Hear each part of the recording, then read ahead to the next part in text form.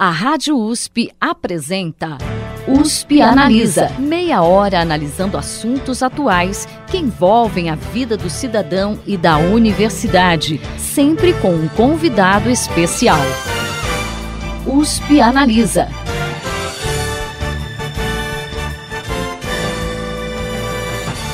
A Constituição Federal de 88 assegurou a crianças de até 6 anos o direito à educação infantil, ou seja, o atendimento em creches e pré-escolas. Mas qual a importância da educação infantil no desenvolvimento da criança? E de que forma questões atuais como o uso da tecnologia e o ensino domiciliar poderiam interferir nela? Para discutir essas e outras questões sobre educação infantil, o USP Analisa recebe hoje no estúdio a pesquisadora e professora emérita da Faculdade de Filosofia, Ciências e Letras de Ribeirão Preto da USP, Maria Clotilde Rossetti Ferreira. Professora, seja bem-vinda ao USP Analisa. Muito obrigada. Professora, qual que é a importância do investimento em educação infantil para o país e que impacto ela tem na vida das crianças? Até como nesse mundo tudo se avalia através da economia, os economistas andam, inclusive os prêmios Nobel, andam avaliando o quanto o investimento, sobretudo no 0 a 3, conta enormemente, porque é a época que a criança tem maior desenvolvimento, as neurociências estão mostrando que a criança tem um maior desenvolvimento neste período. Então, investir nesta fase de desenvolvimento, sobretudo nos primeiros anos de vida, é um lucro certo. Então, além disso, eu não acho que é por isso que se faz, eu acho que é importante pensar que a sociedade é responsável pelos seus cidadãos e deve assumir a educação dos seus futuros cidadãos, oferecendo a eles uma educação de qualidade e oportunidades iguais para todos desde o início da vida.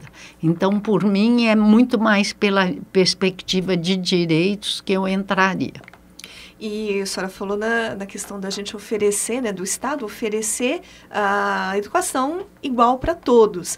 Como que a senhora avalia as políticas públicas atuais voltadas para a educação infantil no Brasil? A gente está avançando no caminho certo ou é preciso ainda mudar algumas coisas?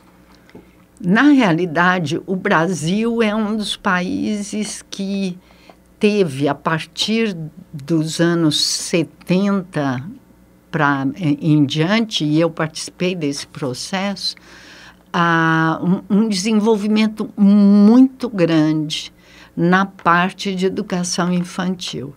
E realmente, particularmente na década de 80, começou, em 90 houveram vários documentos com a Coordenadoria de Educação Infantil, dirigida por duas sábias pessoas, a Ângela Barreto e a Rita Coelho, que ficou muito tempo lá, até recentemente, até o governo atual, que conseguiu envolver várias universidades e trazer uma série de novas normativas, novas formas de autoavaliação, novas formas de propostas que realmente trouxeram muito desenvolvimento.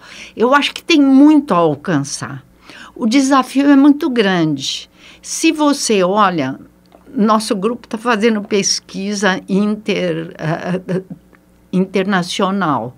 Então, no Brasil, nós atendemos uma população de 0 a 3 maior do que é a população da Finlândia, por exemplo. Então, você tem... É uma desproporção. Então, a qualidade é boa? Não. É muito irregular, ainda tem muito a investir na qualidade, ela é muito irregular, mas há várias experiências interessantes, distribuídas no país todo, há um movimento Interfóruns de Educação Infantil que trabalha no país todo e se comunica. Eu acho que tem muita coisa ocorrendo. Agora, infelizmente, neste momento, com o governo atual, estão começando a surgir propostas de retrocesso, como ensino domiciliar, como coisas desse tipo, que daí nós vamos discutir ainda. Tá certo, professora. Vamos falar um pouquinho mais para frente de ensino domiciliar para a gente abordar com mais profundidade essa questão, que é importante também para o pessoal de casa conhecer. Em 2017, ainda falando sobre políticas públicas, né, o Ministério da Educação homologou a Base Nacional Comum Curricular do Ensino Infantil. Na opinião da senhora, o que ela trouxe de positivo para a educação infantil e o que talvez ainda precisa ser mudado? Na realidade, a base trouxe, eu acho que com relação às outras idades, ela teve uma visão muito interessante, porque em todas as outras idades, o ensino é dado por áreas. Então, você tem as linguagens, matemática, é todo por áreas. Conseguiram romper isso na educação infantil. Isso foi uma coisa histórica. Conseguiram romper e fazer áreas de experiência e a brincadeira ser central para a educação infantil. Então, realmente, eu acho que a base trouxe uma coisa nova, um ar novo. Agora, a base, ela foi feita, refeita, rediscutida. As coisas foram muito interessantes no sentido que era posto uma discussão pública e daí ela era rediscutida, faziam críticas, ela foi transformada 3 ou 4 vezes. Então, ela acabou sendo como é. Eu acho que ela pode ser aperfeiçoada, mas não é só ela. Agora, ela tem de ir para as instituições que vão ter de se apropriar dela e serem capazes de traduzi-la na sua prática. Então, esse é o grande desafio, no meu entender, nesse momento, aonde você vai ter de conseguir trazer isto que está proposto lá, para um país tão diverso como é o nosso e conseguir trazer e transformar, porque a proposta é que cada instituição, cada município faça uma proposta político-pedagógica para a educação infantil e cada instituição o faça. Então, isso teria de ser trabalhado. Para isso, você vai ter de ter formação de professor. Então, esse trabalho... E é complicado, né, professora? Porque como o Brasil é um país muito grande, muito diverso, cada município tem uma condição diferente, né? Então, é difícil fazer uma proposta uniformizada. Não dá. Mas você vê... Há experiências muito interessantes no país. Você vê coisas no Nordeste ocorrendo, no Sul, né? Mas eu acho que tem muita coisa a ser feita. Ainda tem muito chão a ser percorrido. E falando em bons exemplos, professora, a senhora foi uma das coordenadoras do Centro de Investigações sobre Desenvolvimento Humano e Educação Infantil, o CINDEDI, que é um importante centro de pesquisa nessa área de educação infantil e está instalado aqui na Faculdade de Filosofia, Ciências e Letras de Ribeirão Preto, da USP. E o CINDEDI ele foi fundamental para o desenvolvimento da creche Carochinha, né, aqui da USP de Ribeirão. Na sua opinião, qual que é a importância da creche para a produção das pesquisas do CINDEDI, pensando, lógico, na importância das creches nas universidades para a produção dos grupos de pesquisa, né? E eu queria que a senhora falasse um pouquinho também sobre esse modelo de creche que foi desenvolvido aqui na USP de Ribeirão e de que forma ele se diferencia dos demais. De certa forma, eu fundei o CINDEDI, isso no final da década de 70, que a gente estava começando a trabalhar e nós começamos a fazer pesquisa. Ribeirão Preto não tinha creche pública nenhuma. Nós começamos a fazer pesquisa com creches conveniadas, creches filantrópicas, numa área de 100 quilômetros de Ribeirão Preto. Foram as primeiras pesquisas que nós fizemos. E teve uma coisa muito interessante. Aí nós aprendemos um bocado. Nós temos até um filme que nós aprendemos muito, que chama Arte de Varrer para debaixo do tapete. O que nós aprendemos? No início, eu tinha voltado, eu fiz doutorado na Inglaterra e pós-doutorado na Inglaterra, e trabalhei muito com a ideia de que em creche, você daria um cuidado materno substitutivo. Você trataria a criança como a mãe e a família tratam em casa. Então, a orientação, nós tínhamos na faculdade um curso Criança na Instituição, que a gente orientava para tratar como se trata, a família trata em casa.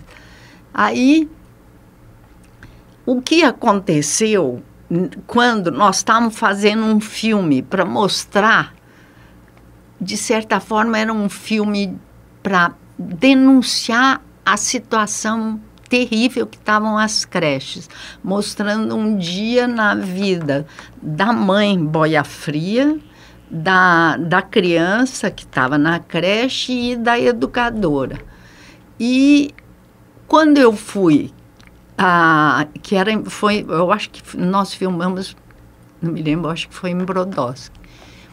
E na hora que foi a educadora tinha de entregar a criança para a mãe, eu falei para ela, pode deixar que eu te substituo no berçário. Era um berçário de 12 bebês de 4 até 18 meses, que tinha um auxiliar dela e ela. Eu falei, eu fico ajudando a auxiliar, e eram 4 horas que as boias frias vinham buscar as crianças e estavam com pressa, porque tinham de ir rapidamente buscar os outros filhos, chegar em casa, arrumar as coisas, janta, lavar as coisas para preparar para o dia seguinte. E eu fiz conforme a gente orientava para fazer como o modelo de cuidado materno substitutivo. Conversa com a criança, estimula, olha o leãozinho que vem aqui, olha que bonitinho, olha o sapatinho vermelho, põe. Eu troquei 2, ela trocou 10. Enquanto isso, as mães vinham buscando desesperadas porque tinham de ir embora e continuar naquilo. De repente, entrou a carapuça que creche, cuidado coletivo, não era igual a cuidado materno substitutivo.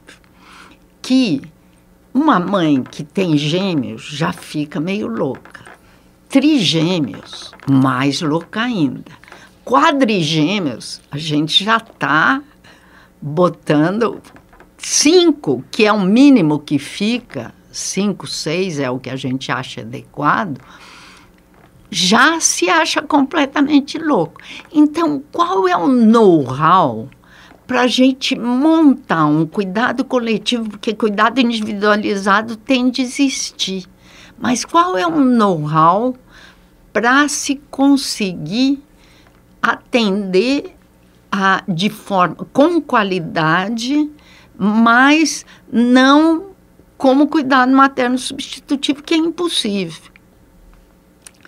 E a segunda coisa foi, nós estávamos fazendo várias pesquisas e a pesquisa era sobre interação adulto-criança em creche. Nós fomos olhar, não tinha interação. Tinha, assim, ordens, cuidado no sentido de dar comida ou coisa assim, mas interação, no sentido de interação, você não via. De repente, também caiu a carapuça que nós só estávamos olhando adulto-criança, nós não olhávamos as interações entre crianças. E que as crianças interagiam, sim, embora as creches não facilitassem. Por exemplo, quando punham as crianças para tomar banho, elas punham no pote, uma ao lado do outro. Não faziam um círculo assim que as crianças pudessem interagir. Ou não favoreciam as interações. E aí nós começamos a estudar interação de bebês, interação de criança pequena, que na época se questionava se existia. E começamos a pensar em como organizar o ambiente, como organizar toda a rotina para favorecer um acolhimento e a interação da criança que possibilitasse a criança ter mais autonomia, ter mais interação, se sentir segura e a educadora estar mais livre para interagir ali. E foi isso que a gente procurou desenvolver aqui. Quer dizer, foi isso que pouco a pouco, não foi de cara, não. Foi pouco a pouco que foi. Nós pegamos muito, eu participei de um Network of Quality of Early Child Care and Education internacional e visitei uma série de creches na França, na Itália, Israel, em vários lugares, e você vai vendo. Também eles estavam começando na época, mas você vai discutindo e trazendo as coisas e pensando. Então, foi nessa época que foi se pouco a pouco desenvolvendo uma outra forma de organização de creche. E hoje a Carochinha é uma grande referência na área, né, professora?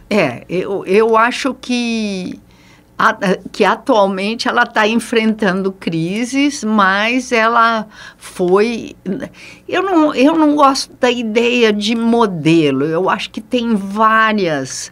que tem uma a pedagogia para 0 a 3, 0 a 6, evoluiu muito no Brasil. Você tem muita literatura, você tem muita tese, você tem muita dissertação. Atualmente, você tem bastante coisa. Eu acho que a qualidade das creches não evoluiu tanto como o material acadêmico. Mas ainda tem a possibilidade de ser um local em que podem ser aplicadas, né, as pesquisas, né? A gente pode conseguir dados. Como que ela se perguntou, como ajudou nas nossas pesquisas? Muitíssimo. Porque eu vou dar um exemplo. Nós fizemos um estudo que deu base para vários estudos nossos, que foi durante muito tempo, a USP não estava dando dinheiro, como não dá, né? Não estava dando dinheiro para nomeação de gente para creche. Então, não dava para receber bebês, porque bebês exige mais gente. Aí deram. E aí dava para receber 18 bebês. Então, nós decidimos, Ana Mello, inclusive, propôs, Tilde, ela me chama Tilde, dá para a gente fazer uma pesquisa sobre o processo, naquela época a gente chamava processo de adaptação à creche. Dá para a gente estudar esse processo de transição de casa para creche, como a criança, que é um processo difícil. E aí nós fizemos um estudo muito grande, com as 18 crianças, filmando por 3 meses, acompanhando por 1 ano, entrevistando, fazendo observações, as educadoras da creche fazendo observações. Teve uma greve no meio de 1 mês e meio, nós vimos quando interrompeu, quando voltou. Então, teve uma série de coisas que nos permitiu aprofundar num assunto que nós já conhecíamos, porque a gente tinha introduzido todo um processo diferente de como da entrada da criança na creche, que a gente tem uma série de filmes. Nós temos um site www.sindedi.com.br que tem uma série de vídeos para educadores de creche que ajudam, e dentre esses tem quando a criança começa a frequentar a creche, tem outras adaptações, tem vários. Tem um ambiente para infância, tem vários, então, que dá para conhecer. Bastante material de consulta, né, professora? Tem. Bacana. Professora, a gente estava comentando no começo do programa sobre a educação domiciliar, né? Agora, no final de 2018, o STF vetou a possibilidade, né, dos pais oferecerem a educação domiciliar para crianças e adolescentes, mas o atual governo, pelo que a gente está vendo, está transformando isso em um tema prioritário, né? E ele promete até regulamentar essa modalidade de ensino. O que a senhora acha do ensino domiciliar? Ele pode trazer algum impacto na socialização da criança? Não é só na socialização. Primeiro, quando você pensa na desigualdade imensa que nós temos. Quando você pensa que a criança vai ser educada num ambiente... A escola é um ambiente em que ela vai ter acesso. Uma coisa é um filho meu que em casa tem acesso a um pai que está continuamente lendo, uma mãe que está lendo, tem livros, faz lista de compra, escreve e-mail, faz tudo isso. Agora, ela está na favela, ela não tem nenhum acesso a nada disso. Quer dizer, a escola é onde você tem alguma possibilidade dela poder superar esta desigualdade e ela entrar para ter um acesso a portadores de texto, a coisas culturais, a coisas, ser levada para passeio, ser levada... Isso é uma outra coisa. Agora, você vai pôr ela para ser educada pela mãe em casa? Como? Isto daqui é um discurso que pode ser de classe média, que fala assim, eu prefiro que meu filho não vá para a escola e que eu vou educá-lo em casa.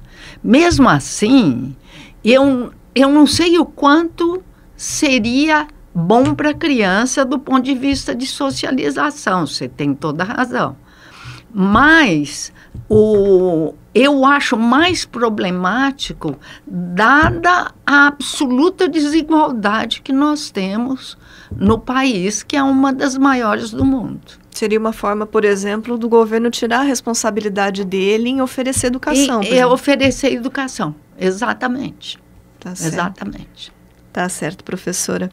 E a gente também não pode deixar de comentar a questão da influência da tecnologia na educação infantil, né? Hoje, cada vez mais a gente vê os pais introduzindo os filhos à tecnologia em idades, né? A criança tem meses de idade, já está interagindo, às vezes, com o celular, né? Com o computador, como uma forma de distração, como uma fórmula de estímulo. Esse uso de celulares, de computadores na primeira infância, ele tem uma certa importância, né? Ele pode ser uma ferramenta para estimular a criança, ou a gente tem que tomar cuidado, né, com esse uso em excesso. Qual que é a opinião da senhora sobre isso? Eu achei um artigo extremamente interessante, acho que foi na Folha de São Paulo, que dizia que as famílias do Vale do Silício, o pessoal que trabalha no Vale do Silício, que produz esse material, está pondo as crianças em escolas Waldorf e não deixam as crianças ter contato com tecnologia antes de 8, 9 ou mais anos.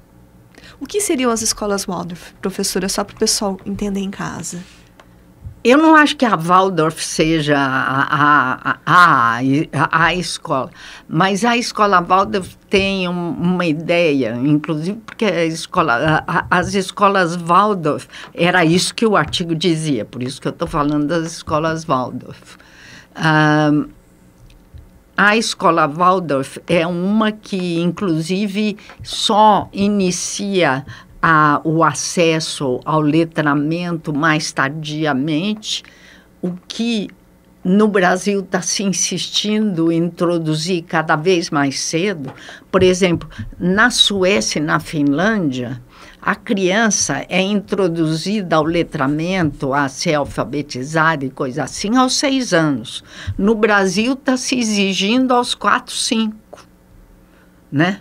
Então, a escola Waldorf faz mais tardio mesmo, faz 7, 8. Ela estimula muito a parte de arte, a parte criativa, a parte de natureza, a parte... Então, é mais a interação dela com o mundo, né? A interação dela com o mundo, com mais autonomia para outras coisas. Eu não compro tudo da Waldorf, inclusive o que está atrás da Waldorf, mas não vamos entrar nessa discussão, tem uma teosofia, todo um sistema filosófico que eu não posso não compartilhar, nem acho que todas as Waldorf compartilhem, e nem sei o quanto as Waldorf para um grupo de baixa renda que nunca tem acesso a portador de texto, seria tão bom, porque para criança que vem de uma favela que os pais não têm nenhum letramento, era bom entrar em contato, não para aprender a escrever, mas que tenham contato com livros, que ouça história, que sabe? Eu acho que seria até bom que entrassem antes. Mas contra essa tendência da tecnologia, e eu tenho tido muito contato, eu sou avó, né?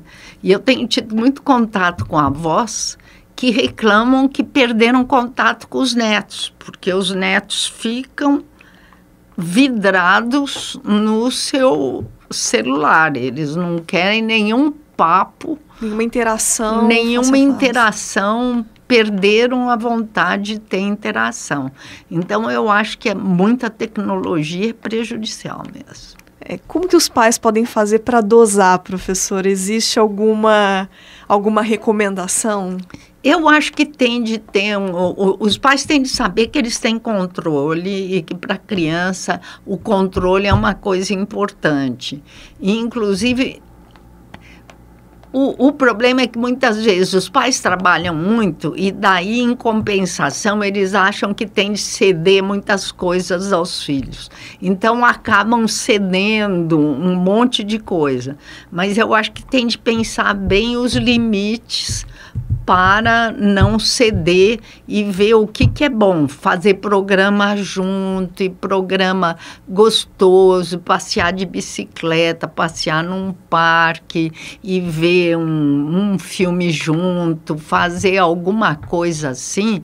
Uma coisa é você ver um filme ali na televisão junto ou plugar a criança na televisão e você está fazendo outra coisa porque você está ocupada. Porque você põe de 1 ano plugado na televisão, ele fica plugado na televisão.